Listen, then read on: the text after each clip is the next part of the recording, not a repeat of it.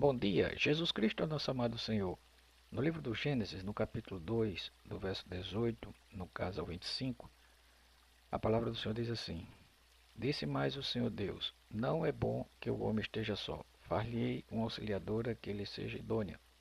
Havendo, pois, o Senhor Deus formado da terra todos os animais do campo e todas as aves do céu, trouxe-os ao homem para ver com que este lhe chamaria. E o nome que o homem desse a todos os seres viventes, esse seria o nome deles. Deu nome o homem a todos os animais domésticos, às aves dos céus e a todos os animais selváticos.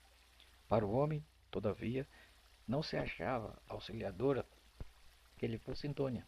Então o Senhor Deus fez cair pesado sono sobre o homem, e este adormeceu. Tomou uma das suas costelas e fechou o lugar com carne. E a costela que o Senhor Deus tomara ao homem, transformou-a numa mulher, e la trouxe.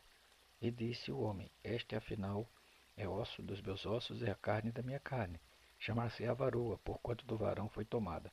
Por isso, deixa o homem pai e mãe, e se une à sua mulher, tornando-se os dois uma só carne. Ora, um e o outro, o homem e a sua mulher, estavam nus e não se envergonhavam. Louvado seja o Senhor. Pai amado, Pai querido, Abba Pai, Senhor Jesus amado, bendito Espírito Santo, diante de Ti na Tua presença, estamos lavados no Teu sangue, supridos com essa palavra maravilhosa para que ela possa fazer todo o efeito no nosso ser e nos conduzir a viver por Ti.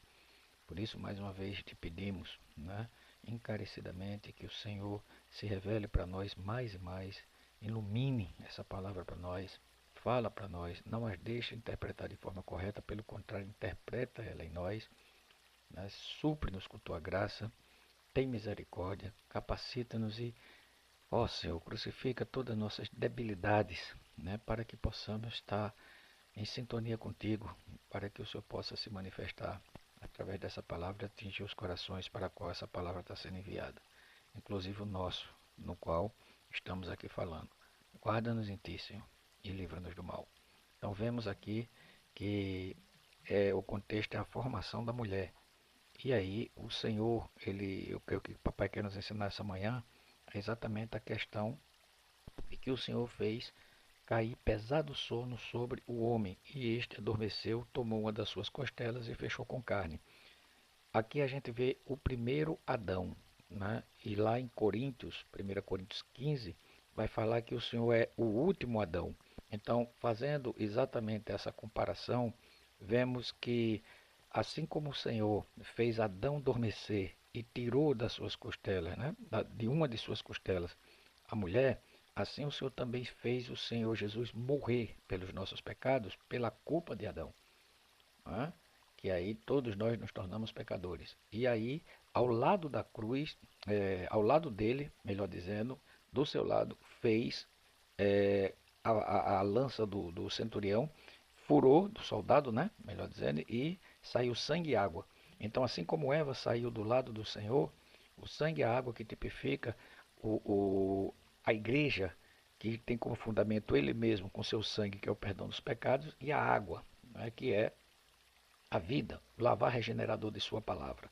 Fazendo essa comparação, você vai ver isso lá em 1 Coríntios 15, né, o último Adão, né, é espírito vivificante. E o que é que isso significa? O espírito é o que vivifica, a carne para nada aproveita. Né? Adão velho não aproveita de nada. As palavras que eu vos tenho dito são espírito e são vida. João 6,63.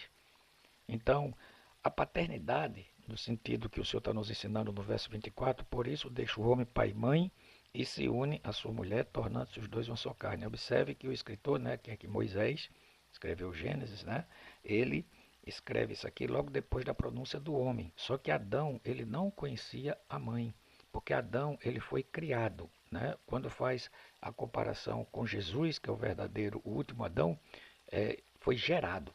Um foi criado, que é o primeiro Adão. O último Adão foi gerado para que pagasse pelos nossos pecados, né? E aí a igreja é gerado dele na sua ressurreição, e hoje estamos aqui vivendo essa vida de ressurreição, né? Pelo seu sacrifício maravilhoso. E aí o cerne, eu creio que o Senhor quer nos ensinar, é a paternidade. Você observa que Jesus, ele não recorre, tá certo?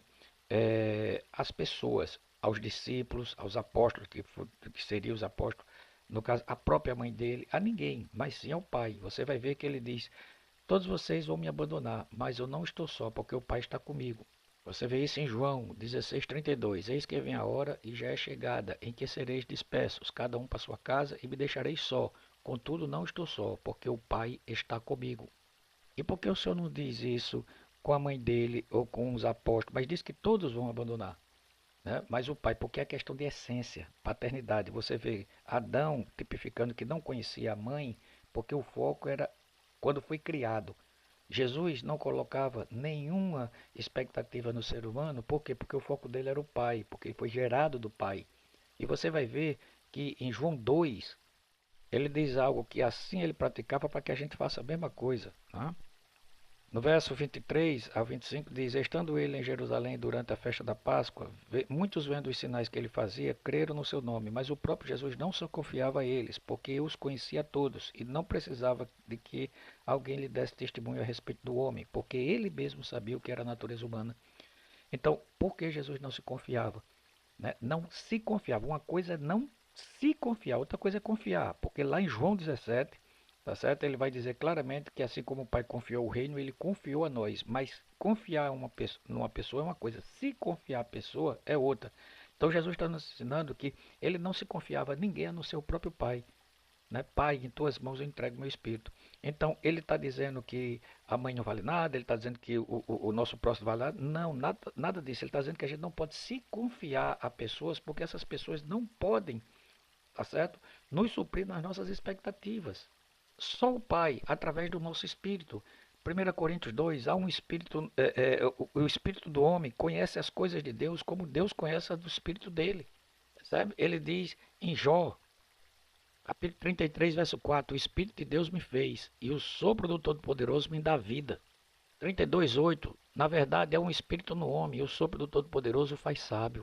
Provérbios 18:14: o espírito firme sustém o homem na sua doença, mas o espírito abatido que não pode suportar. Então, não é uma questão de a gente se confiar nas pessoas, mas só a Deus. Confiar podemos sim, na dependência do Senhor, confiar nas pessoas, mas se confiar só a Deus. Percebe? Porque quem nos sustenta. Por isso, quando a gente busca coisas de Deus para poder nos satisfazer e nos preencher, a gente confunde alívio com cura. E as coisas passam, mas só Deus permanece. Por isso ele é o nosso refúgio, tá certo? Para poder viver abençoadamente nele, na pessoa dele, sabendo conviver com nossos próximos, com o nosso próximo. Louvado seja o Senhor.